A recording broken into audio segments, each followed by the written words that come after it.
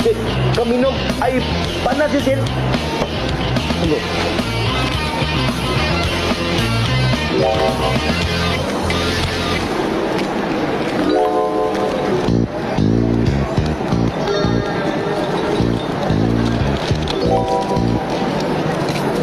Macam ni bau jimat. Pinjam. Sin, aku nak belajar jimat lah, Sin. Jimat. Terima kasih. Kau isap ukur? Isap, Sin. Ni lah. 1 bulan berapa ratus kau habis? RM100, Sin. Maai. Dalam RM300 tu, kau boleh beli lampin anak. Kau boleh beli susu anak kau. Kau boleh beli lampin bini kau. Jadi, buang. Sin, ada lagi satu, Sin. Sin, jangan, Sin. Aku buang. Bagus. Berhenti merokok. Jimat. Kau pakai kereta? Pakai, Sin. Jual. Jual. Pakai basikal. Kau save minyak. Tak payah bayar bulan-bulan. Hotel tak payah bayar.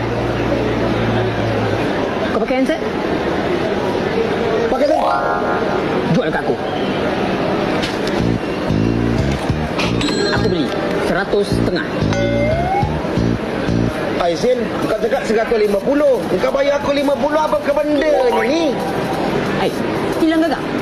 Sin, aku pasal duit tak gagap, Sin. Siang tadi 100 campur 50. Potong habis, Sin. Habis 100 campur 50. Sin, kau ni memang genius, Sin. Guys, I'm very, very sorry. I gotta go. Aku dah tinggal bandar ni, aku lupa. Tell you what, dah simpan ya? Okay, bye.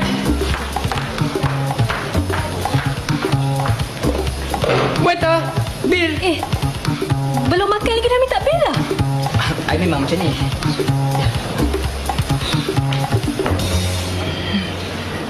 Ni tamu. Ni cancel. Bil lain Ya. Makan. Yasin.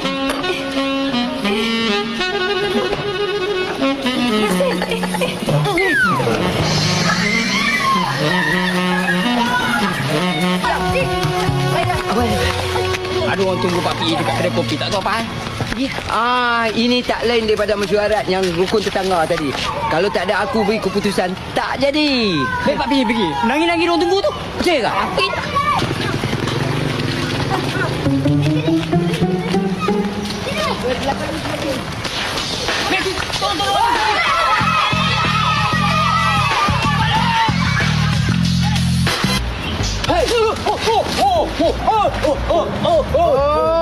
Yang ni kerja hari-hari. Kebet bebas aku main baca. Banyak cantik. Papi.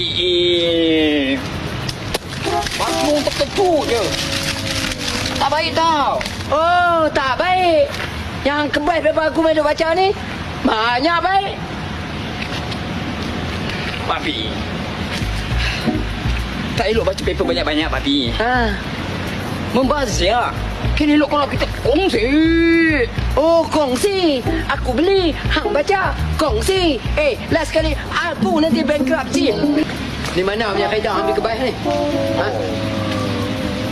Brother P.E. Ini kereta saya punya. Apa? Kereta hang ni? Saya punya bos. Jadi hang ni umang-umang bangkai. Harta orang semua hang pakai. Pergi balik kau ni.